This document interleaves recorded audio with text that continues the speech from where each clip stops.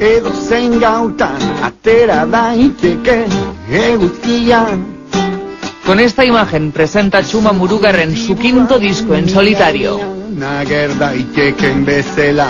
Ridi Paiatxo du izena, kantuak, eta hori hartuta dago opera zati baten izen bastardo batetik.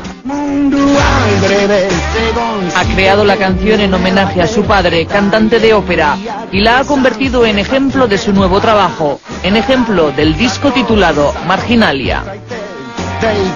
Hasieratik asko gustatu zaidan Marginalia, nire mundu horrekin, egiten dudanarekin baduelako zer ikusirik Marginalia izen hori.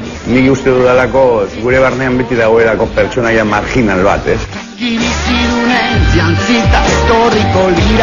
Beti daukegu barruan, gure benetako gu, eta hori ez dugu ateratzen. Beti ere ateratzen dugunetan, gelditu garelako barregarri, sentimentalegi, itxusiegi, eta ez zaigu gustatzen. El álbum de canciones Marginalia muestra al Txuma Murugarren que quizá haya estado escondido hasta ahora. Haciendo frente a la vergüenza, el músico de Rentería canta desde dentro. Ni oso exhibicionista naiz. Uste dut guztiok hemen mundu honetan gabiltzanok, bai idazle, bai musikari, bai margolari.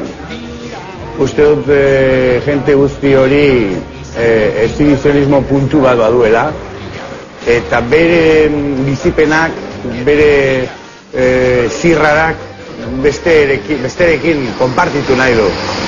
Bestela, ez da giro. Una vez más, las letras son parte importante de las canciones. Además de las propias de Murugarren, Marginalia guarda textos de Xabi Borda y Ángel Erro.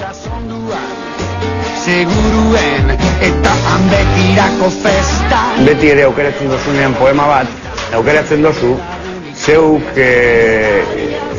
idatzitako balitz bezala, ez? Nik horiek irakurri nituenean, bat egin nuen poema horiekin, Sarri Naindiak esan zuen bezala, izkiriatuta aurkitu ditudan nire poemak, ez?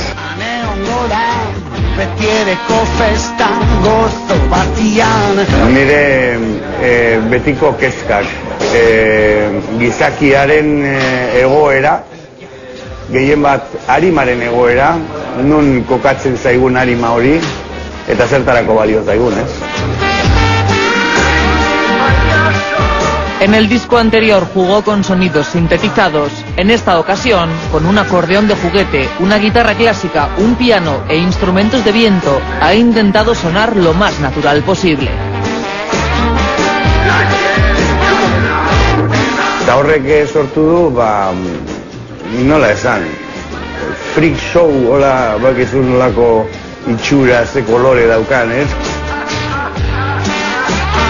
Dekadente xamarra, inmargine dagokion pertsona baten kolorea izan behar luke bezalakoa, eta oso organikoa da, oso naturala. El disco lo han grabado en primavera. Nacho Beltrán, Rafa Aceves, Ekaitz Hernández, Mikel Ramírez, Asier Ituarte, Rafa Rueda y el propio Txuma Murugarren se han juntado en el estudio durante 2 meses. Nik uste dut Txuma dagoela oso present disko honetan. Nik uste dut nire bidea bide organiko hau dala. Baina, bueno, ez dut alboratzen esperimentuak eta egitea, Es el Txuma Murugarren de hoy en día. El nuevo disco Marginalia saldrá a la calle en septiembre y de ahí a los escenarios. Azkenengo puntua da nire musika zurea egitea, Hori da nire asmo bakarra.